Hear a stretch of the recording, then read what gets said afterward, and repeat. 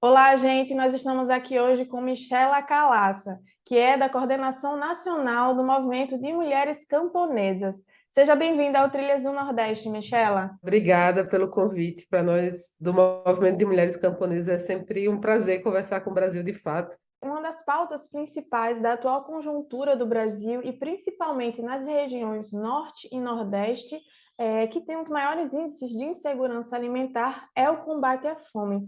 O que é que a gente pode esperar de mudanças a serem desenvolvidas, né, para o nosso sistema alimentar, no próximo período? Esse é um tema que ele é muito complexo porque ele perpassa produção, distribuição, transformação do campo, acesso à terra.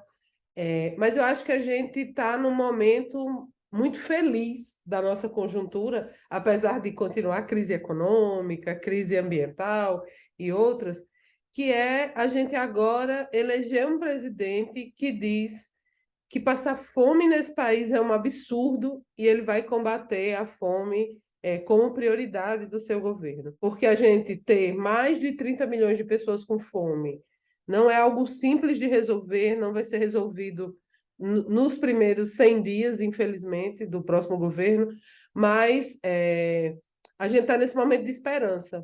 E as experiências que a gente tem no Nordeste vão ser fundamentais para que a gente possa enfrentar a fome no país inteiro.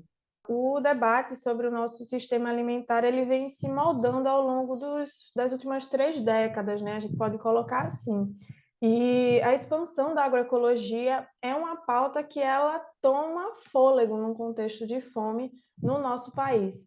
É possível hoje a gente pensar na realização de uma expansão significativa da agroecologia, por exemplo, desse modo de vida, de agricultura e de trabalho. A gente aposta que é possível, sim, transformar todo.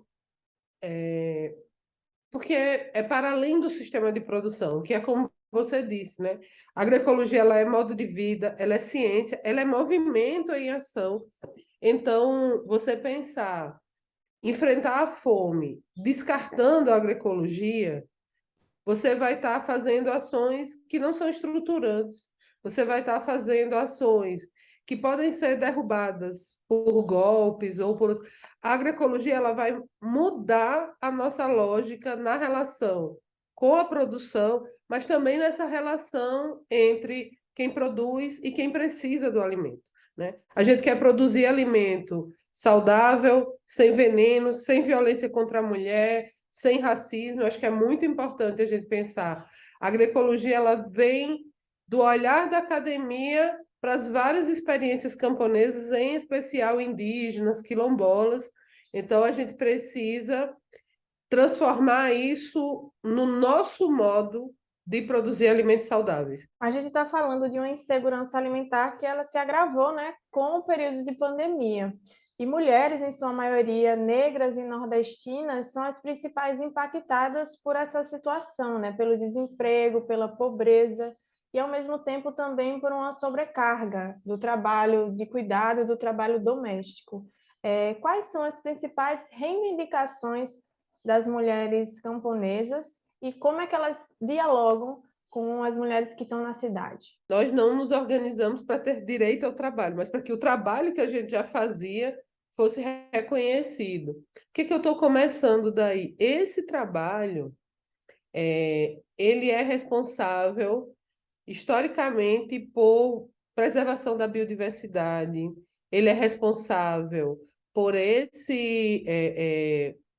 por uma forma de produzir alimentos mais diversos, mas ele, ao longo da história, foi invisibilizado.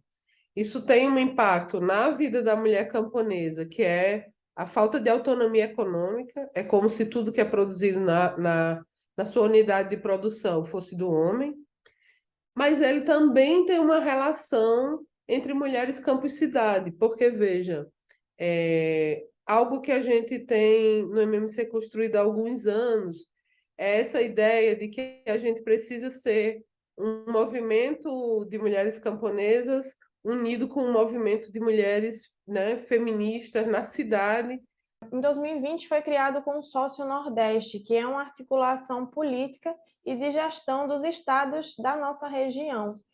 Como é que você avalia a importância do consórcio para essa perspectiva aí do próximo período? E o que é que a ação do consórcio ela tem a ver com tudo isso que a gente conversou?